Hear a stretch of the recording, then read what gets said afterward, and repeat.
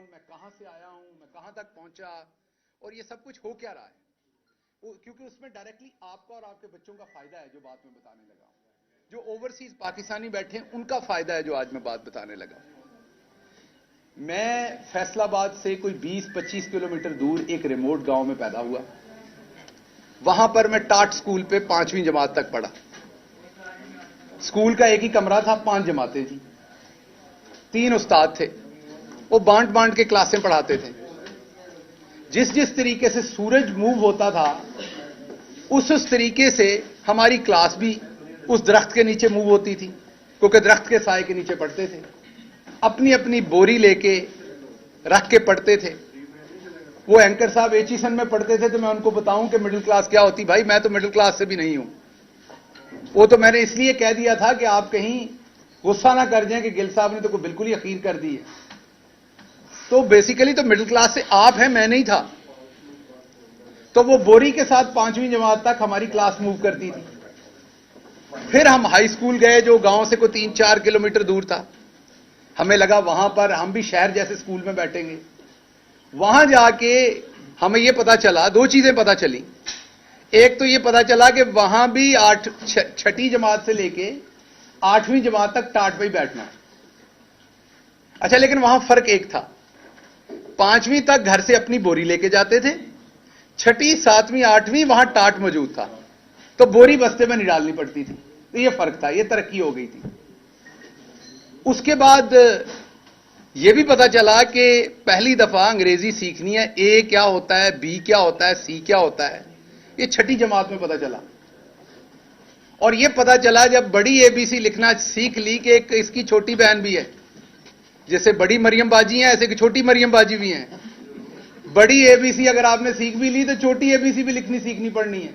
वो बड़ी मुसीबत थी। उसमें पता चला 4 लाइनें हैं, उनके दरमियान में कोई लफ्ज ऊपर लिखना है, कोई नीचे, तो डंडे पड़ते थे सर्दियों में। तो मेरी उनको गुजारिश है, जो दोस्त समझते हैं कि मिडिल क्लास क्या होती है, तो मैं अब आपके यूट्यूब के लाइक्स और व्यूज तो मेरे बढ़ाने का ठेका नहीं है, तो मैं तो आपके साथ नहीं आ सकता। आप किसी और बंदे को इंटरव्यू कर लें जो टाट वाले स्कूल पे पढ़ा है, ताकि आपको पता चले कि मिडिल क्लास होती क्या है।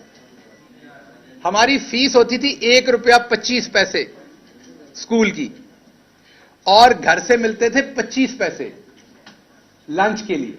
तो जनाब इसको लोअर मिडिल क्लास कहते हैं, मिडिल क्लास नहीं कहते जिससे मैं बिलोंग करता था। हां ठीक है, हम अपने गांव में आसूदा थे, हमसे भी बहुत गरीब लोग थे गांव के अंदर, लेकिन अगर आपसे कंपेयर करें तो ना हमने तकरीबन मेरा ख्याल पहली दफा 11वीं जमात में पता चला कि ये पिज्जा भी कोई चीज होती है, बर्गर भी कोई चीज होती है। हमारे यहां सेब तब आता था जब कोई बंदा बीमार होता था। हमारे यहां किन्नू खाया जाता था क्योंकि घर का होता था, तरबूज खाया जाता था क्योंकि घर का होता था। यही 2-3 फ्रूट हमें पता थे।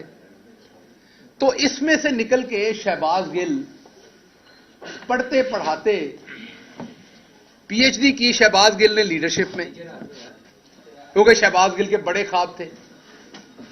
30 स्टूडेंट थे मेरे साथ। कितने जी? मेरे प्राइमरी स्कूल में 5वीं जमात में जब हम पास आउट हुए तो 30 स्टूडेंट थे। उन 30 में से एक हमारी बहादुर पाकिस्तान बहरिया के अंदर सिपाही के तौर पर 10वीं जमात के बाद दाखिल हो गया, और दूसरा शहबाज गिल। बाकी उन 30 में से किसी ने मैट्रिक पास नहीं की। तो शहबाज गिल ने बड़े ख्वाब देखे। शहबाज गिल सोचता होता था, फिल्में देखता था हॉलीवुड की कि अमेरिका की भी यूनिवर्सिटियां हैं। शहबाज गिल एक यूनिवर्सिटी में पढ़ाने गया, मैं नाम नहीं लूंगा, प्राइवेट यूनिवर्सिटी थी इस्लामाबाद की। उन्होंने मेरा इंटरव्यू लिया, इंटरव्यू में मैं नंबर 1 आया। वो अभी भी प्रोफेसर साहब हैं, एक यूनिवर्सिटी के वाइस चांसलर हैं। बाद में मेरी उनसे बड़ी दोस्ती बनी, लेकिन उनको किसी की सिफारिश थी तो उन्हें वो बंदा सिलेक्ट करना पड़ा। तो मेरा दोस्त जो मुझे साथ लेके गया था, वो मुझे बाहर पूछता है कि नहीं बात बनी।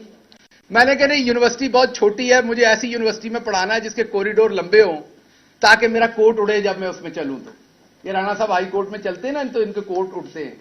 तो मैंने फिल्मों में देखा था कि प्रोफेसर्स के कोट होते हैं, वो पहनते हैं और वो कोट उड़ते हैं। तो वो ख्वाब देखता था मैं, पीएचडी की लीडरशिप में, अपने पैसों से, किसी स्कॉलरशिप के बगैर। पोस्ट डॉक्टरेट करने के लिए हुकूमत पाकिस्तान ने स्कॉलरशिप दिया। जरदारी साहब बैठे हुए थे उस टाइम, उन्होंने कहा सैलाब आ गया, पैसे खत्म हो गए, गिल साहब तो आनू कोई पैसा नहीं देना। सो अपनी चीजें बेच के, अपनी प्रॉपर्टी बेच के मैं पोस्ट डॉक्टरेट करने के लिए अमेरिका चला गया। अमेरिका की दूसरी बड़ी university, university of Illinois Urbana champagne, और पूरे अमेरिका में इंटरनेशनल स्टूडेंट्स होस्ट करने वाली, जिस यूनिवर्सिटी में इंटरनेशनल स्टूडेंट पूरे अमेरिका में सबसे ज्यादा हैं, वो यूनिवर्सिटी है। जिस यूनिवर्सिटी में मैंने पढ़ने का ख्वाब नहीं देखा था, अल्लाह रब्बुल इज्जत ने करम किया और टाट स्कूल वाला बच्चा वहां पर 30 साल की उम्र में प्रोफेसर बन गया। पढ़ाना शुरू हुआ तो हम लोअर मिडिल क्लास से मिडिल क्लास में आ गए, हमारे यहां आसूदगी हो गई। अभी मैं अपने करियर के पीक तो मैं उसे नहीं कहूंगा, थोड़ा सा ऊपर था तो मैं पाकिस्तान आता था बाकायदगी से, क्योंकि मैंने वहां की नेशनलिटी नहीं ली हुई थी। तो मेरी खान साहब से मुलाकात हुई, उन्होंने दावत दी, असद उमर साहब, खान साहब, उन्होंने दावत दी कि पाकिस्तान के लिए बड़ा जरूरी है कि पढ़े लिखे मिडिल क्लास के लोग आए। पाकिस्तान को लूट लिया गया है यहां की अशराफिया ने। आप जैसे लोग जो अपने मसाइल से निकले हुए हैं, आपको इन मसलों का पता है। मेरे जैसा बंदा जो बस पे बैठ के कॉलेज जाता था, मैं यहां वो टिपिकल सियासतदानों वाली आपके साथ नहीं करता, सारे लोग मेरे जानने वाले, मैं आपको 10 नाम बता देता हूं जो मेरे साथ पढ़ते थे। गांव से होंडा CD70 के ऊपर बैठ के गवर्नमेंट कॉलेज फैसलाबाद आते थे, 25 किलोमीटर का सफर था। हमारे साथ, क्योंकि वो कॉलेज सबसे अच्छा था, साथ पढ़ने वाले बच्चे ज्यादातर अशराफिया के थे। और हम जब आते थे, पहला लेक्चर 8 बजे शुरू होता था तो 1 घंटा लगता था टांगें गर्म करने में। टांगें अकड़ी होती थी जब मोटरसाइकिल से उतरते थे, खड़े नहीं हुआ जाता था सीधा। इसलिए कहता हूं कि मैं मिडिल क्लास से हूं। मैंने वो सब कुछ देखा हुआ है, सहा हुआ है, बर्दाश्त किया हुआ है। उसके बाद पार्टी में आ गए। पार्टी में पहले 3 साल तो हमारी सोशल मीडिया हमें गालियां निकालती रही, पैराशूटर पैराशूटर। 2002 से खान साहब को सपोर्ट कर रहा हूं। यूनिवर्सिटी ने पहली दफा वीलॉग करना सिखाया 2010-11 में, आपने नाम नहीं सुना होगा। स्टूडेंट्स की मदद के लिए वहां पर वीलॉग करना सिखाया कि क्लास पढ़ाने के बाद जो उनके सवाल रह जाएं वो आप वीलॉग में बताएं उन्हें। तो मुझे अभी भी याद है, मैंने अपना बोंडा से वीलॉग रिकॉर्ड कराने शुरू किए इमरान खान की मदद में। अभी भी यूट्यूब पे उस जमाने के पड़े हुए हैं। उसके बावजूद यहां आया तो पहले 3-4 साल जो हमारे सो कॉल्ड पार्टी के वारिस हैं, उन्होंने कहा जी ये तो पैराशूटर है, ये कहां से आ गया। उस नफरत को बर्दाश्त किया अंदर से। बाहर की शराफिया की तो नफरत थी। अनकन्वेंशनल था, आपके साथ भी वैसे ही डील करता था, हामिद मीर साहब के साथ भी और कामरान शाहिद के साथ भी। तो मेरे लिए आप सारे सहाफी थे, मैं तड़ाक करके जवाब देता था जो मुझे आता था। यही मेरी एकेडमिक लाइफ ने मुझे सिखाया था, क्योंकि अमेरिका में बच्चा आपसे खुल के सवाल करता है, आपका नाम लेके सवाल करता है। आप तैयारी करके क्लास में नहीं गए तो वो आपको उसी टाइम बता देता है। वहां आप जनाब लिहाज के चक्कर में आप गलत पढ़ा के नहीं आ सकते। आप ये नहीं कह सकते कि आज समोसे खाने का दिल है, क्लास नहीं पढ़ानी। आपको वक्त पे जाना है, पूरा काम करके वक्त पे निकलना है। मेहनत की, मां बाप की दुआएं थी, दोस्तों की दुआएं थी, आप लोगों की बहुत सारों की मेहरबानियां थी। मैं पॉलिटिकल लाइफ में आगे चलता गया, वजीर आजम के दफ्तर में पहुंच गए, वहां भी काम किया। लेकिन जहां जहां मैंने काम किया, मेरे कंधों पर 29 लोगों का वजन था हमेशा। शहबाज गिल ने इसलिए फेल नहीं होना था और ना कभी इंशाल्लाह होगा, क्योंकि वो उन 30 लोगों को रिप्रेजेंट कर रहा था university of Illinois Urbana champagne में भी, वो उन 30 लोगों को रिप्रेजेंट कर रहा था यहां चीफ मिनिस्टर ऑफिस में भी, वो उन 30 लोगों को रिप्रेजेंट कर रहा था प्राइम मिनिस्टर ऑफ पाकिस्तान के ऑफिस में भी। शहबाज गिल के कंधों के ऊपर उन 30 लोगों की ख्वाहिशें थी साथ, क्योंकि उनमें से बेचारे ज्यादातर तो उधर चारा डाल रहे हैं, उन्होंने कभी शहर नहीं देखा, उनके पांव की एड़ियां फटी हुई हैं, कभी वो वैसलीन नहीं लगा सके।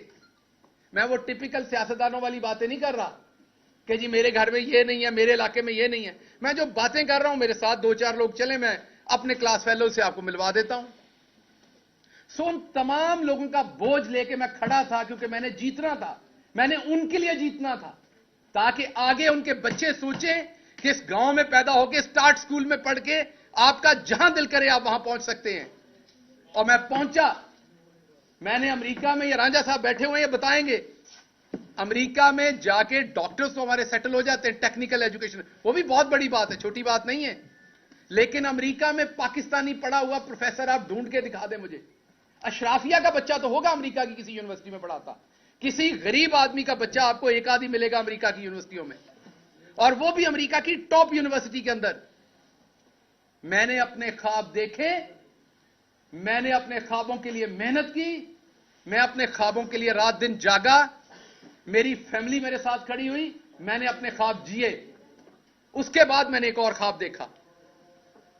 मैंने ख्वाब देखा कि पाकिस्तान को हमने बदलना है, मेरे जैसे लोगों को आगे आना है। हसन और हुसैन को हमारे मसले नहीं पता, वो बस की छत पर बैठ के नहीं गए कभी भी बोर्ड का एग्जाम देने के लिए।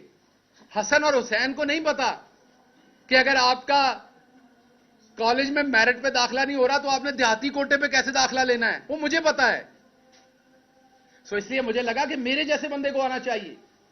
मेहरबानी इमरान खान की कि उसने मौका दिया। मैंने अमेरिका में अपनी वो तनख्वाह जो आज शायद 60-70 लाख बनती होगी महाना, जब छोड़ के आया था तो 35-40 लाख बनती थी, जो एक मेरी तरह के मिडिल क्लास का ख्वाब हो सकता है। कहा जाता है जो आपके फार्म हाउस है आपका वो है, और भाई लूट के नहीं, वहां मेहनत से कमाया था। जो कुछ भी है, लोग इल्जाम तो पाकिस्तान में सब सियासतदानों पे लगते हैं और वो इल्जाम कभी प्रूव नहीं होते। मेरा आपको चैलेंज है कि मेरे पे अल्लाह के करम से अजान हो रही है, इल्जाम लगा के दिखाएं कि मैंने करप्शन की है। अगर पार्टी के 5 सबसे आप ऑनेस्ट बंदे निकालेंगे तो मैं उन 5 में एक हूंगा, और अगर गलत कह रहा हूं तो कोई सामने आए और इल्जाम लगाए। पंजाब में 1 साल रहा हूं, फेडरल में मैं 3 साल रहा हूं, 2.5-3 साल। कोई एक ऑफिसर खड़ा होकर बताए मैंने एक ट्रांसफर, एक पोस्टिंग, एक सिफारिश के लिए किसी को फोन किया अपनी जात के लिए। अगर कोई बुजुर्ग आ गया है, अगर किसी के साथ जुल्म हो रहा है पुलिस की तरफ से, किसी सहाफी का मसला है, तो बिल्कुल वो रफाए आमा के लिए किया, अपनी जात, अपने रिश्तेदारों, अपने किसी अजीज का काम किया हो। मैंने तो कभी अपने किसी अजीज की इमरान खान से तस्वीर नहीं बनाई। चीफ ऑफ स्टाफ होने के बावजूद मेरे किसी दोस्त की तस्वीर दिखा दे, मेरे किसी फैमिली मेंबर की, मेरे भाई की, मेरी बीवी की, मेरे किसी इंसान की तस्वीर दिखा दे इमरान खान के साथ, मैंने एक ही चीज सीखी थी, पूरा तोलो। जब मेरे पे जिम्मेदारी थी मैंने पूरा तोला। मैंने अमेरिका में एक आर्टिकल लिखा। मेरे दादा एक अनपढ़ थे, चौधरी इस्माइल गिल। जब पाकिस्तान बना, इधर मजाक उड़ाया गया, इनकी दादी आलू पालक पका रही थी गर्मियों में। हम अमृतसर वाले हर चीज की वड़ियां बनाते हैं। सर्दी तब फ्रिजें नहीं होती थी, सर्दियों की आपकी जो सब्जियां हैं वो गर्मियों में इस्तेमाल होती, गर्मियों की सब्जियों। अब आप हमारा, क्योंकि उधर बॉर्डर बंद है, हमें पता नहीं इस कल्चर का। अमृतसर से जो लोग आए वो भी घरों में बनाते हैं। तो आपको इस बात का क्या पता कि हम गर्मियों में भी साग खाते थे, हम गर्मियों में भी आलू मटर हमारे पास होते थे, क्योंकि हम उसका जैसे आप अचार बनाते हैं इसी तरीके से वो सब्जियां भी सिक्योर हो जाती थी। बहरहाल इस बकवास पे मैं क्या जाऊं, मैं वापस आता हूं कि मेरे दादा बहुत परेशान थे कि उन्होंने पाकिस्तान आना है कि नहीं। ये मैंने आर्टिकल लिखा था अमेरिका में, दोबारा पब्लिश करूंगा। ये लिखा था जब आदित्यनाथ योगी के, क्या नाम है उसका, जो यूपी का चीफ मिनिस्टर बना, जब उसने कहा कि मुसलमान चले जाएं, तो मैं अमेरिका में प्रोफेसर था पाकिस्तानी, तो मैंने एक आर्टिकल लिखा था अमेरिका की अखबार में कि मेरे दादा बहुत परेशान थे कि उन्हें पाकिस्तान जाना है कि नहीं, क्योंकि सब कुछ छोड़ के जाना पड़ना था। उन्होंने फैसला लिया था और वो सारी उम्र जब तक यहां थे, जितनी देर जिंदा रहे, तो वो पूछते रहे, अनश्योर थे कि मैंने सही फैसला किया था कि नहीं। उसको देश कहते थे जब भी बात सुनाते थे। सभी के आपके बुजुर्ग जितने, वो देश कह के बातें सुनाते थे, आपको पता है। तो वो अनश्योर थे कि मुझे वहां जाना है कि नहीं जाना, छोड़ के आना चाहिए था कि नहीं। तो मैंने अमेरिका में बैठ के जवाब दिया था कि दादाजी आपका फैसला दुरुस्त था। अगर आज आप इंडिया में होते तो आपको आदित्यनाथ योगी जो है वो आपको 2-3 हजार रुपए देता, कहता टिकट पकड़ो और लाहौर जाओ। आपने अच्छा किया था, पाकिस्तान आ गए थे। वहां मुसलमानों के लिए पनाह नहीं है, घर नहीं है। लेकिन अगर मेरे दादा को यह पता होता कि मेरा पोता सारी मेहनत करके हर जगह पहुंचेगा, फिर उसे नंगा करके मारा जाएगा, तो शायद वो दोबारा सोचते कि मैंने जाना था कि नहीं। और मुझे अगर अमेरिका में यह लिखते हुए पता होता और अगर मुझे आते हुए यहां पता होता कि मैं पाकिस्तान बदलने जा रहा हूं, आपने देखा हमारी पार्टी में मैं अपनी पार्टी के हर शख्स का एहतराम करता हूं जो आज इमरान खान के साथ खड़ा है। इमरान खान जान की बाजी लगा रहा है इस कौम के लिए। जो उसके साथ किसी भी तरह से खड़ा है, मैं उसके पांव की धूल के बराबर भी नहीं हूं। लेकिन आपने एक सवाल पूछा अपने आप से, गिरफ्तारियां तो बहुत हुई, पर्चे भी बहुत हुए, वैसी किस्म का जो मैं बयान नहीं कर सकता यहां आपको, वो तशद्दुद सिर्फ शहबाज गिल पे, आवाज बंद सिर्फ शहबाज गिल की, 16 दिन घर वालों से, दोस्तों से, किसी से मिलने ना दिया गया, वो सिर्फ शहबाज गिल को। अदालतों में ट्रायल चल रहे, तेजी से यहां 3-3 साल फर्दे जुर्म आयद नहीं हुई। मेरे पे 2 महीने के अंदर फर्दे जुर्म आयद करनी, जिसमें सजाए मौत है, जिसमें उम्र कैद है। क्यों? क्योंकि मैं उस इस्माइल गिल का पोतरा हूं जो लोअर मिडिल क्लास से था, अनपढ़ था, वहां से उठ के यहां आ गया था। उसकी यह गलती थी। हिंदुस्तान के अंदर यही 124A जो दफा है, इसके ऊपर लोगों के ऊपर मुकदमात किए गए और सबसे ज्यादा मुसलमानों को गद्दारी के जुर्म में जेलों में डाला गया। हिंदुस्तान की सुप्रीम कोर्ट ने आखिर तंग आके इस कानून को अंग्रेजों का काला कानून कह के बंद कर दिया। आज हिंदुस्तान के अंदर किसी के ऊपर, इस दफा के ऊपर पर्चे नहीं हो सकते, और मेरे ऊपर 2 दर्जन गद्दारी के पर्चे दे दिए। मैं कहां से गद्दार हूं? मेरा बाप कहां से गद्दार है? मेरा दादा कहां से गद्दार है? हम अपना सब कुछ छोड़ के इस मुल्क में 2 दफा हिजरत की हमने। मेरा दादा सब कुछ छोड़ के आया, मुझे मौका मिला, मैं दुनिया के सबसे सुपर पावर में गया, वहां की सबसे बड़ी यूनिवर्सिटी में गया, मैं टॉप सैलरी ले रहा था, अपने सारे मटेरियल ख्वाब जी सकता था, सब कुछ छोड़ के, अपनी फैमिली वहां छोड़ के मैं यहां आया। मुझे सबने मना किया, मुझे पछतावा नहीं है, मैं इसकी कीमत दे रहा हूं। लेकिन आपको बता रहा हूं, ओवरसीज पाकिस्तानियों को बता रहा हूं, आपको यह बुखार नहीं होना चाहिए। मैंने आज रांझा साहब को बताया, इनको भी बड़ी चुल है यहां सियासत करने की। मैंने कहा आपको यह बुखार नहीं होना चाहिए, चुप करके वहां अपना काम करें, पाकिस्तान की मदद करनी, वहां से पैसे भेजें बस। खबरदार, आप मिडिल क्लास के लोगों ने सोचा कि आप सियासत करके इन वडेरों के बराबर बैठ सकते हैं। क्योंकि मैं इनसे डरता नहीं था, मैं बराबर के जवाब देता था, मेरे अंदर खौफ नहीं था, मैं इन वडेरों की औलाद को बराबर टीवी पे टक्करता था। मुझे तब भी धमकियां दी जाती थी। मैं वाहिद हूं पीटीआई में जिसने पीटीआई की हुकूमत में आप सबके सामने हाईकोर्ट में केस भुगते, मुंह पे स्याही डलवाई, अंडे खाए, जूते मारे गए मुझे। मेरी अपनी हुकूमत, मेरा अपना चीफ मिनिस्टर, मेरी अपनी पुलिस मुझे प्रोटेक्ट नहीं कर सकी तब। क्यों? क्योंकि मैं मिडिल क्लास से था। यहां आप किसी और की हुकूमत में किसी शहजादे को हाथ लगा के देखें, ऐसी की तैसी आपकी। गरीब को तो ऐसे उठाते हैं, गरीब को तो ऐसे उठाते हैं, मिडिल क्लास के बंदे को तो ऐसे उठाते हैं जैसे उसका कोई हक ही नहीं है। एफआईआर देते हैं, मैं देखता हूं उसमें जो दफात लगी हुई हैं, इतनी तो जमातें नहीं मैंने पढ़ी सारी जिंदगी में जितनी आपने दफात लगा दी मेरे ऊपर। और मेरे बयानों को अपनी मर्जी से तोड़ मरोड़ कर पेश किया। आप कहते मैंने ये गुनाह नहीं किया, नहीं आपने किया है, जबरदस्ती है आपके ऊपर कि आपने किया है गुनाह। अब क्या हो रहा है? छुपा के एफआईआर दी जा रही है। अगर मैं पॉइंट आउट करता हूं, कहते पार्टी छोड़ रहा है। लोग अपने अपने वीलॉग्स के व्यूज बढ़ाने के लिए शहबाज गिल पार्टी छोड़ने की सोच रहा है। शहबाज गिल ने अपना सब कुछ जला दिया इस मुल्क के लिए, इमरान खान के साथ अभी भी खड़ा है, पार्टी छोड़ने के लिए खड़ा है। सो इसलिए मैं आज की प्रेस कॉन्फ्रेंस में जो सबसे इंपॉर्टेंट बात आपसे करने जा रहा था वो अब करने जा रहा हूं। मेरे ऊपर एक बलूचिस्तान में एफआईआर दी गई जिसको हमने वहां पर वकला हायर किए। आम बंदे के लिए आम बात है, अमीर आदमी के घर में कोई बीमार हो जाए ना, आम बात है, ड्राइवर होता है, मैनेजर होता है, हॉस्पिटल फोन हो जाता है, वहां सब कुछ तैयार हो जाता है। ये पीछे असलम साहब खड़े हैं, इनसे पूछें हमारे जैसे फैमिलियों में जब कोई बीमार होता है तो क्या होता है? पहला फिक्र पैंदी है पैसे कितों ले आने ने। चलें ठीक है, मैं आप लोगों में से आसूदा हो गया अमेरिका जाने में, लेकिन जानता तो हूं ना ये सारे मसले। इसी तरह जब केस बनता है ना गरीब आदमी पे, मिडिल क्लास पे, तो उसको पता होता है मैंने उस अदालत में पहुंचना कैसे, मैंने वकील कहां से करना है, मैंने इस मुकदमे को कैसे लड़ना है। क्योंकि आपका वो अशराफिया का नेटवर्क नहीं है जिसने आपको परों में छुपा लेना है।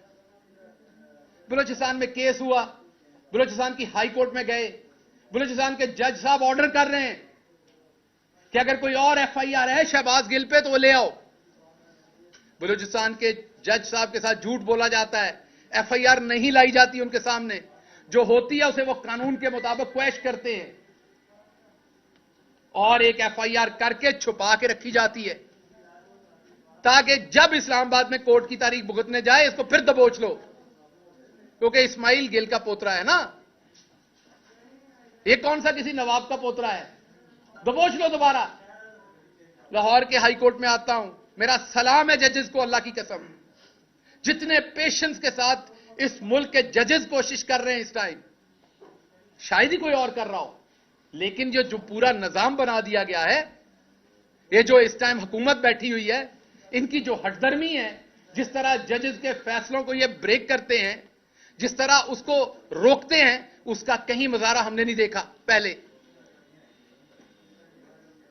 6 के करीब हेयरिंग्स हुई, हर दफा जज साहब ने कहा लाएं कौन सी एफआईआर है, झूठ बोले गए, नहीं बताया गया। अभी पिछली हेयरिंग में भी एफआईआर की पूरी तफसील नहीं दी गई, सिर्फ यह बताया गया कि हां जी बलूचिस्तान में एक और एफआईआर है। तो मेरा सवाल है, यह बलूचिस्तान हाई कोर्ट के जो ऑनरेबल जज का फैसला था कि कोई और एफआईआर है तो सामने लाएं, उसकी बेतौकीरी करने की जरूरत किसकी हुई है? मैं तो चलो मिडिल क्लास हूं, मेरी तो आप बार बार करेंगे, मैं तो एक गद्दार आपको मिल गया हूं, मुझे तो आप 2 डालेंगे तो 2 डालें, लेकिन कम से कम इससे 2 फायदे होंगे। एक तो मेरे जैसे किसी और को अमेरिका में बैठे बुखार नहीं होगा, वो दोबारा इधर को नहीं चढ़ेगा। आप लोगों के 2 ही काम है, उधर से आईफोन खरीदें 8-7, शैम्पू खरीदें, बॉडी वॉश खरीदें, इधर के लिए और तोहफे खरीदें, बैग बनाएं, इधर हंस के तस्वीरें खिंचवाएं और वापस दफा हो जाएं। इधर हक मत मांगिएगा अपना बराबरी का, क्योंकि आपको आदतें पड़ी हुई हैं वहां की, आपको जुकाम हुआ है वहां का, वहां आपको दी जाती है बराबर की इज्जत। यूनिवर्सिटी ऑफ इलिनॉय में मुझे कोई गद्दार नहीं कह सकता था अमेरिका का, हालांकि मैं अमेरिका का शहरी नहीं था, मैंने अमेरिका के साथ वफादारी का हल कभी नहीं दिया था, लेकिन वहां मैं खुल के बात करता था, मुझे कोई गद्दार नहीं कह सकता था। लेकिन जिस मुल्क में मेरे दादा ने अपना सब कुछ छोड़ के पांव रखा, जिस मुल्क के लिए सब कुछ कुर्बान किया, वहां पर एक दफा नहीं 2 दर्जन गद्दारी के मुकदमा थे मेरे ऊपर। पूछा भी नहीं जा रहा, कोई जालिम पूछ भी नहीं रहा कि शहबाज गिल इनको लड़ लोगे। अब आपने अगर मुझे उम्र कैद या आपने मुझे सजाए मौत देनी, वो तो एक पर्चे में ही दे लोगे, तो 2 जान छुड़ाओ। आपने मुझे सजाए मौत देनी, दे दे, जान छुड़ाएं, क्योंकि मैं इस जिल्लत की जिंदगी में सजाए मौत से कम आपसे नहीं लूंगा। देनी है तो अब आपको मुझे सजाए मौत देनी है, मैं अदालत से मांगूंगा कि मुझे सजाए मौत दी जाए, क्योंकि मैं इस जिल्लत की जिंदगी नहीं जीना चाहूंगा। जो आप मेरे माथे पे लिख रहे हैं, इस्माइल गिल का पोता गद्दार नहीं है इस मुल्क का। आप किस तरह मुझे आपने मारा, मैंने गिला नहीं किया, मैं इतने महीनों से चुप हूं, क्योंकि इधर से उठाऊंगा अपना पेट नंगा होगा। मेरा मुल्क है ना, नहीं बात की मैंने, किसी ने कहा डर गया। आपने देखा जो आपके पास 1 घंटा 2 घंटे रहे, उन्होंने बाहर आके क्या किया? मैं 16 दिन रहा आपके पास, मैं चुप हो गया। सब्र है हम लोगों में, हम गांव के लोग हैं, हमें बड़ा सब्र है, हम लगे हुए जख्म भी माफ कर देते हैं, बहुत सब्र है, लार्जर गुड के लिए बहुत कुछ करते हैं हम लोग। मुझे पता है मेरे मुल्क को इसका नुकसान होना है। मुझे मेरी यूनिवर्सिटी ने कहा कि बताओ यहां किसको लिखना है। आपको पता है मैंने आज तक अमेरिकन एम्बेसी को खत नहीं लिखा। मेरी बीवी वहां बैठी है, मैंने उसे मना किया, आपने किसी को ईमेल नहीं करनी। यहां किसी को जुकाम हो जाए तो ये हर फॉरेन जो कोई एनजीओ उसको लिखते हैं, यूएन में लिखते हैं, कहां कहां लिखते हैं। मैंने अपनी सारी फैमिली को मना किया कि नहीं लिखना, इंसाफ पाकिस्तान में लेना है, पाकिस्तान को बाहर बदनाम नहीं करना। यह सच है कि मेरे पे तशद्दुद हुआ, मेरे पास तस्वीरें हैं उसकी, लेकिन क्या बाहर जाके नंगा करूं अपने मुल्क को?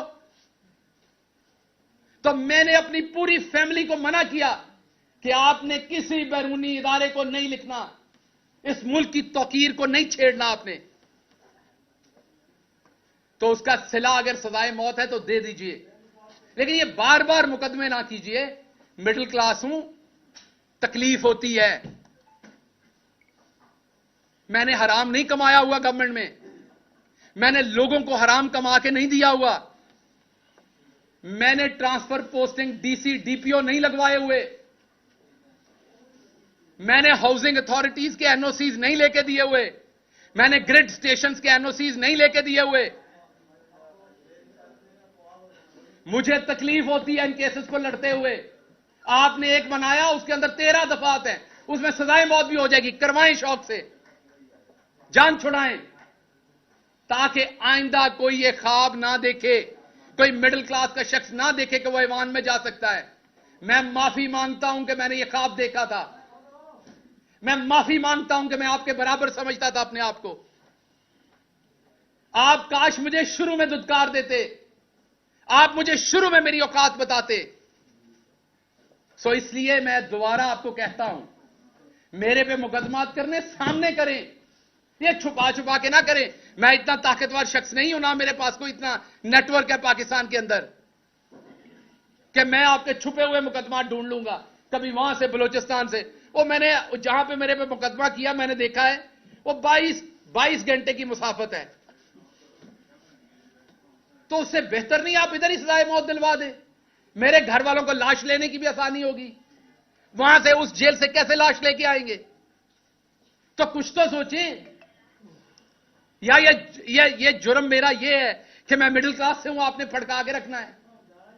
मैंने कभी नहीं कहा कि किसी, इवन नून लीग के किसी बंदे को आज तक मैंने नहीं कहा कि उसे जेल में डालें। मैं मुजफ्फरगढ़ से निकला, हमारी हुकूमत थी उस शाम को, मैंने कहा मैं सबको माफ करता हूं। आपको मेरी प्रेस कॉन्फ्रेंस याद होगी, मुजफ्फरगढ़ में मुझे पकड़ा गया था, हमारी हुकूमत बन गई थी। मैंने कहा यहां से ऐलान करता हूं, मेरी पार्टी किसी नून लीग वाले को सियासी मुखालफत बयानबाजी में अंदर करेगी, मैं खिलाफ खड़ा हूंगा जाके। अभी भी कहता हूं, हमेशा खिलाफ खड़ा हूंगा। एक तरफ करप्शन करने वाले नवाज शरीफ के बेटे की तस्वीर लीक हो गई थी, तस्वीर लीक हो गई थी, कुर्सी पे बैठे साथ टिश्यू पेपर का डब्बा भी था, और मेरी रात के 2 बजे तशद्दुद करके मेरा ये जबड़ा तोड़ के तस्वीरें खींच के मुझे ह्यूमिलिएट करने के लिए रिलीज की गई, इसलिए कि मैं चौधरी नजीर अहमद गिल का बेटा था, मैं मिडिल क्लास था, मेरा कोई रौला डालने वाला नहीं था। मैंने किसी सहाफी को पेट्रोल पंप या उनके प्लॉट नहीं दिए हुए थे, मेरी माफिया नहीं थी। ख्याल करें, कुछ ख्याल करें, ये ला इलाहा इल्लल्लाह मोहम्मद रसूलुल्लाह के नाम पे बना है मुल्क, ख्याल करें कुछ। अगर आम आदमी गलती से पहुंच जाता, ख्याल करें कुछ। बड़े सारे ख्वाब है मेरे गांव के मेरे साथ जुड़े हुए, बड़ी सारी ख्वाहिशें हैं उनकी अभी, और मैंने सब लोगों की तरह उनको डबोया नहीं है। आपने मुझे 16 दिन रखा, आप मुझे दोबारा 16 दिन रखें, मेरे पे एक छींटा करप्शन का निकाल के दिखाएं। पाकिस्तान में आज करप्शन करना नॉर्मल है। मेरी फैमिली ने एक दफा 2000 रुपए का पेट्रोल, सरकारी गाड़ी का 2000 रुपए का पेट्रोल जो है वो प्राइवेट गाड़ी में डाल दिया। मैंने अपनी फैमिली से लड़ाई की, मैंने वो 2000 का पेट्रोल उसी टाइम कैश के साथ सरकारी गाड़ी में डाला। मैंने इबादत समझ के ये काम किया है। सो इसलिए या तो मुझे सजाए मौत दे, ये वाले काम मेरे साथ ना करें। हर दूसरे दिन आप मेरे पे एफआईआर दे देते हैं। मैं राणा सनाउल्लाह साहब उसके बाद कहते हैं कि जी भुगते हैं जी, इनके रोने निकल गए। मैं मास्क मांग रहा था, मैं रो नहीं रहा था। आपका सांस बंद होगा तो आपके मुंह से भी निकलेगी वो चीज। मेरा सांस बंद था। मैं चुप इसलिए हूं कि मैं बोलूंगा तो उसमें बेतौकीरी है। मैं बुजदिली से चुप नहीं हूं, मैं बेतौकीरी से चुप हूं। गुस्सा है अभी मेरे अंदर, मैं किसी अपने के बारे में कुछ गलत ना कह दूं, क्योंकि मैं गलत, आप अपना आपके साथ गलत भी करता है ना, तो आप गलत वापस नहीं कह सकते। जिससे आपने सारी जिंदगी प्यार किया हो ना, आपके साथ वो ज्यादती भी कर जाए तो आप वापस गलत नहीं कहते। मुझे अदराक है कि मेरे मुंह से कुछ गलत नहीं निकलना चाहिए, वरना इससे ज्यादा मेरे साथ और क्या होना है। जो हो चुका है, जो हो रहा है, मेरी आपने पूरी जिंदगी पिछले 6 महीने में तबाह करके रख दी। आप यहां तक नहीं रुके कि आपने मेरी बीवी पे झूठे केसेस बना दिए। मेरी बीवी जो कि एक प्रोफेसर है, पढ़ाती है, वहां पे पढ़ती है, पीएचडी कर रही है, आपने उसमें झूठे केसेस बना दिए ताकि वो पाकिस्तान ना आ सके। मुझे आपने ईसीएल पे डाल दिया ताकि मैं अपनी फैमिली से ना मिल सकूं। सब कबूल है, गद्दार मत कहिए, गद्दार नहीं हूं मैं। और जो करना है वो एक एफआईआर में कर लीजिए, आपके हाथ में है। और मैं आपको बता दूं, मुझे किसी ने नहीं बचाना, मुझे यह भी बताया। अगर फांसी आपने देने का सोच लिया है तो लगनी है, मैं हाजिर हूं, क्योंकि मैं बच नहीं सकता। तो मैं अब और क्या सोचूं, तो मैं हाजिर हूं, अब कर लीजिए। अगर जिंदगी इतनी लिखी तो ऐसे सही। लेकिन आपको पता है कि जिस दिन सजाए मौत दी जाती है उस दिन भी नहला के धुला के दी जाती है। उस दिन भी आपको खाना खिलाया जाता है, आपकी किसी सूरत तजलील नहीं की जाती। ये तजलील ना करें कि मुझे पता ही नहीं होता एफआईआर कहां है। मैं हर रोज नई एफआईआर ढूंढ रहा हूं, अदालतों के चक्कर लगा रहा हूं, जी बता दे मेरी एफआईआर कहां है। और आवाज बुलंद करता हूं कि पार्टी के लोग मुकदमे नहीं करते, कहते हैं जी पार्टी पे तनकीद कर रहा है। और भाई मैं बता रहा हूं, मैं असद उमर को देखता हूं, वो हर अदालत की पेशी पे खुद पहुंचे होते हैं। हक किनका लड़ रहे हैं? पंजाब के एमपीएस का, कि जल्दी इलेक्शन हो। और वहां 3 एमपीएस होते हैं, बाकी कोई नहीं होता। तो क्या यह गलत बात है अगर मैं करता हूं तो इसलिए आपके कोई सवालात हैं तो मैं उनका जवाब दूंगा। मैं सिर्फ यह चाहता हूं कि आपने जिस तरीके से फवाद चौधरी के केस में 4 दफा हाईकोर्ट के जज की बेतौकीरी की, इंडियन सुप्रीम कोर्ट फैसला दे चुकी है 124A पे। बंदयाल साहब, आप शान है पंजाब की, पाकिस्तान की, बड़ी बड़ी आपसे तवक्कुआत है। हम दुनिया की बेस्ट यूनिवर्सिटी से पढ़े हुए हैं। Please move your pen. अगर आप अभी जस्टिस नहीं करेंगे ऑनरेबल जज साहब, तो कब करेंगे? अगर इंडियन सुप्रीम कोर्ट हटा सकती है, अंग्रेज जो हमारे ऊपर गासिब था, हम जिसके गुलाम थे, वो कहता था इस केस में आप गद्दार हैं, अब तो ये हमारा अपना मुल्क है, अब हम गद्दार कैसे हो गए? या फिर बता दीजिए कि ये अभी भी सिर्फ अशराफिया का मुल्क है, मिडिल क्लास गांव के लोग अभी भी यहां गद्दार हो सकते हैं। बताएंगे किसी एक शहजादे को आपने गद्दार कहा हो? बताएंगे किसी एक शहजादे पे आपने चला होगा तो हबीब जालिब पे चला होगा, चला होगा तो फैज पे चला होगा। मिडिल क्लास के लोगों को ही गद्दार कहा गया, उन्हीं पे केसेस चले। तो इसलिए मेहरबानी कीजिए चीफ जस्टिस साहब, आपकी खामोशी भी अब तकलीफ देती है। मेहरबानी कीजिए, पाकिस्तानी आपकी तरफ देख रहे हैं। पूरे एहतराम से मैं कह रहा हूं, मैं पूरे एहतराम से जजेस को कह रहा हूं कि आपकी तरफ देख रहे हैं। मैं आपसे यह भी वादा करता हूं, कोई आया तो मैं उसे एयरपोर्ट पे खुद रोकूंगा। मैं आप किसी ओवरसीज पाकिस्तानी को सियासत में नहीं आने दूंगा जो ईमानदारी से सियासत करना चाहता है। हां, वो वाले तो आएंगे जो आते हैं, वजीर आजम बनते हैं, काम पूरा करते हैं, बक्सा उठा के वापस चले जाते हैं। कोई हमारी तरह का आने लगेगा ना मिडिल क्लास, तो मैं उसे कहूंगा नहीं आना। मुझे यह समझ आ गई है कि हमारी ये औकात नहीं है। मुझे अच्छी तरह से समझ आ गई कि हम इस चीज के लिए नहीं बने। मुझे यह भी अच्छी तरह समझ आ गई, इवन यहां बैठे भाइयों ने भी अभी मेरे कपड़े उतारने हैं, शहजादों के नहीं उतरने। शहजादों से सवाल नहीं, ऊंची आवाज में सवाल नहीं हो सकता। यहां पे बैठे भाइयों ने भी, डॉक्टर साहब आप तब ये किया करते थे, आप अपनी हुकूमत में ये किया करते थे, आपको तब शर्म नहीं आती थी, आपको तब ख्याल नहीं आता था। क्योंकि आपको भी पता है आगे मिडिल क्लास बैठा हुआ है। सो ये हमने पूरा माशरा जानवरों का माशरा बना दिया है। इवन जंगल में भी हकूक होते हैं, हमने जंगल से भी ऊपर काम कर दिया है। मैं नहीं बोलना चाहता,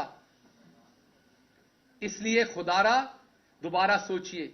हम इस मुल्क के शहरी हैं, हम इस मुल्क से मोहब्बत करते हैं। इस मुल्क के अदलिया हो, कोई भी इदारा हो, हर इदारे का एहतराम करते हैं, मोहब्बत करते हैं। पॉलिटिकल डिफरेंसेस हो सकते हैं, इसलिए इनको पॉलिटिकल डिफरेंस रहने दीजिए, इस हद तक ना जाइए। हमने नवाज शरीफ की तरह करप्शन नहीं की हुई, हमने पैसा नहीं बनाया हुआ। हम पे 1-2 केस बनाए, उसमें मैंने बार बार कहा सजाए मौत करा दें। इतनी लंबी चौड़ी ये कोई, आपने तो इतनी तो रेस्टोरेंट के अंदर डिशेस का मेन्यू नहीं होता जितनी एफआईआर दे मारी हैं। एक मिडिल क्लास बंदा किधर से उनको पकड़े, किधर से पूरा करे? कोई सवाल जी? डॉक्टर साहब ये फरमाइएगा कि पहली बात तो ये है डॉक्टर साहब कि जितने भी हमारे सहाफी हैं, जो कुर्सी पे होता है हम सवाल करते हैं। नहीं हाजिर हूं। हाँ, और सख्त सवाल भी करते मैं माजरत अगर मेरी कोई बात आपको बुरी लगी, बात नहीं, हमें ये नहीं है। और ऐसा नहीं है कि हम किसी पे ऐसे कर रहे हो, ये गलत बात है, ऐसा नहीं है। और एक सवाल ये है कि आपकी चेयरमैन तहरीक इंसाफ इमरान खान साहब के साथ मुलाकात हुई थी कुछ दिन कबल। ये फरमाइए, जो आप थोड़ा सा ऐसा लग रहा है जैसे आप गिला कर रहे हैं पार्टी के कि वो लोग नहीं आ रहे हैं, ये रास्ते में नहीं है, ऐसा शायद महसूस हो रहा है हमें। क्या खान साहब ने क्या कहा आपके हवाले से ओवरऑल, और आइंदा का लाहेअमल जो है पार्टी की सतह पे आपके हवाले से? देखिए, दो चीजें जहन में रखिए। आपको दो मेरे केसेस के बारे में ये बात हुई, जो मैं बाहर मेरे केसेस के बारे में ये बात हुई, जो मैं बाहर बात करता हूं वो मुझे तकलीफ होती है देख के, वो कोई खान साहब से मुलाकात से रिलेटेड वो बात नहीं है। मुझे बताइए ना, असद उमर साहब इस्लामाबाद से लाहौर आते हैं, उनके साथ 3-4 वहां पर लोग यहां से लाहौर से उठ के जाते हैं या पंजाब से उठ के जाते हैं, बाकी क्यों नहीं जाते? कौन कहेगा पार्टी में, ये कौन झंझोड़ेगा इन्हें? तो झंझोड़ता हूं तो क्या गिला? नहीं, मेरा हक है। चले मेरे केस में तो वो ले लेंगे, इंडिविजुअल है, मेरा फायदा होना है अगर मैं बच गया उसमें से, तो वो तो केस सबका है ना। तो इसलिए बात कर रहा हूं, बिल्कुल इसका किसी और वजह से, और बात करता रहूंगा मैं, क्योंकि यही हमारे लीडर ने सिखाया कि बात करें, बात करता रहूंगा। लेकिन जो फैसल वाडा साहब या दूसरे लोग हैं, वो अशराफियां हैं, उनकी और बात होती है, उनकी बातों में और बातें होती हैं, उनकी बातों के अंदर wheels with in the wheels होते हैं। हमारी जो बात है वो सीधी है, इतनी सी बात है जो कर दी है, और इतनी ही है। पार्टी में था, हूं, रहूंगा, पार्टी के डिसिप्लिन का पाबंद हूं। आपकी तरफ आता है, ये बताइएगा, ये जो गिला आप कर रहे हैं, ये जब आप भी पेशी पे जाते हैं तो आपके साथ भी कोई रहनुमा या एमपी? इसका मैंने जवाब दे दिया, आगे चले। इसमें कोई इंपॉर्टेंट बात नहीं, इसमें कोई मसाला नहीं निकलना। सिर्फ मैं अपने मेंबरान को कह रहा हूं, मैं बता देता हूं, मैं बताता हूं, ये सिर्फ मेंबरान अपने को बता रहा हूं कि पूरी एफर्ट करें। अकेले खान ने आपका ठेका नहीं लिया हुआ सारी एफर्ट करने का, आप सबको एफर्ट करनी पड़नी। अकेले खान ने सारा वजन नहीं उठाना।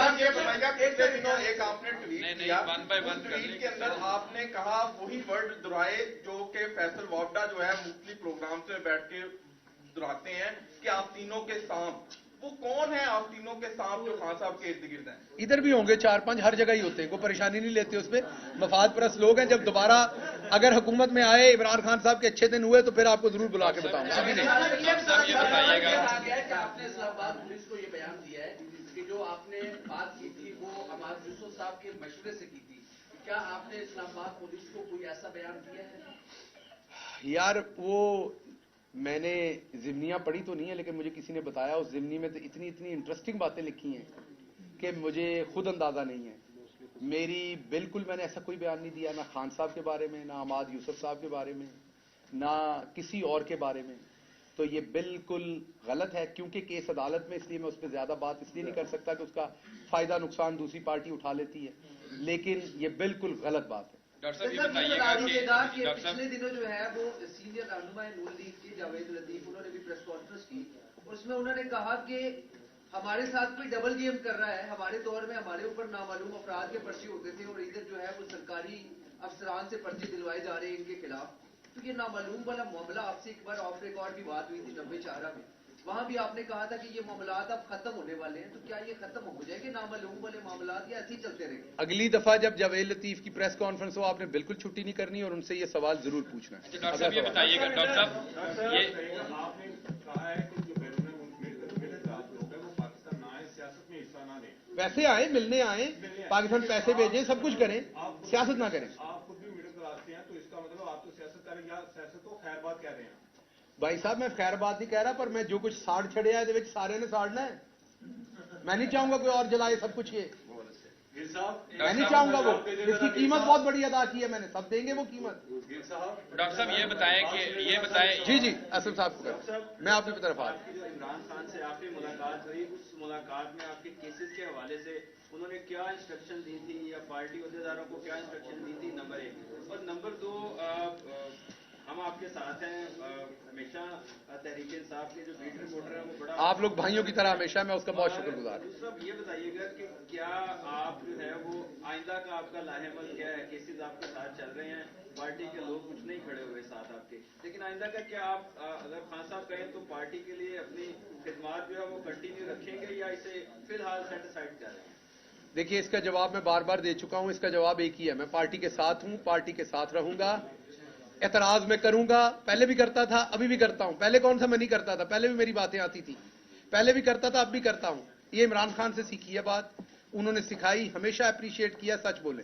इमरान खान का सिपाही था, इमरान खान के नजरिए पे आया था, कोई ओहदा मिले ना मिले, किसी जगह पे काम कर रहा हूं ना करूं, अगले सवालों का जवाब दे रहा हूं ताकि मुस्तकबिल का भी, अगर सजाए मौत ना हुआ, जीता रहा तो उनके साथ सियासत करूंगा, फड़का दिया गया तो फिर अल्लाह की सपुर्द। अच्छा डॉक्टर साहब ये बताएं कि अभी सारा कुछ जो कुछ आपके साथ हुआ, ओवरसीज आप आए हैं, वो भी आपने बताया, ये बताएं कि अभी कुछ आपने ये भी जिक्र किया कि ना तो मैंने एनओसी दिलवाए हैं, ना ही मैंने कोई ट्रांसफर पोस्टिंग करवाई है, ये सीधा साधा एक चार्जशीट है जो आप अपने लोगों की तरफ ही अपने लोगों पे नहीं, मैं ऐसा शराफिया पे लगा रहा हूं, जो हर हुकूमत में हर जगह पे व्हीलर एंड डीलर होते हैं उनकी बात, या किसी वजीर मशीर की या किसी में मेंबर की जरूरत, सब कुछ होता है यहाँ, आप सबको पता है। अच्छा ये मेरा सवाल अभी कंटिन्यू कर रहे हैं। अगला सवाल, हम सब कहते थे कि जब हुकूमत खत्म होगी तो शहबाज गिल साहब पहले इंसान होंगे जो टिकट लेंगे और वापस चले जाएंगे, लेकिन हमारे सबके वो आइडियाज गलत साबित हुए। क्या अब आप स्टैंड कर रहे हैं कि आपने इस लड़ाई में उतर चुके हैं, ये लड़ाई एंड तक लड़नी है, और क्या इस लड़ाई में आपको इमरान खान साहब की हिमायत हासिल है? इस सवाल का जवाब 4 दफा दे चुका हूं, पता नहीं किस गलती शक्ता है, 4 दफा 4 लोग ये सवाल पूछ चुके हैं, मैं जवाब दे चुका हूं। जो कुछ भी हो जाए, कभी इमरान खान के खिलाफ मेरे मुंह से बात नहीं निकलनी, जिधर से घुमा के भी सवाल हो, पार्टी के खिलाफ नहीं निकलनी। जो मफाद परस्त हैं हर जगह होते हैं, यहां भी है, पार्टी में भी होते हैं, यूनिवर्सिटी में होते हैं, हर जगह पे होते हैं, वो उनका करें। जब मेरे और पार्टी के फायदे में होगा तब जरूर नाम लेंगे। आप प्रेस कॉन्फ्रेंस वाइंड अप करते हो, ये कहा कि जिनके साथ प्यार मोहब्बत होती है फिर उनका नाम नहीं लेते, जिक्र नहीं करते, उनके बारे में सवाया कलमात ही कहते हैं, खैर के कलमात।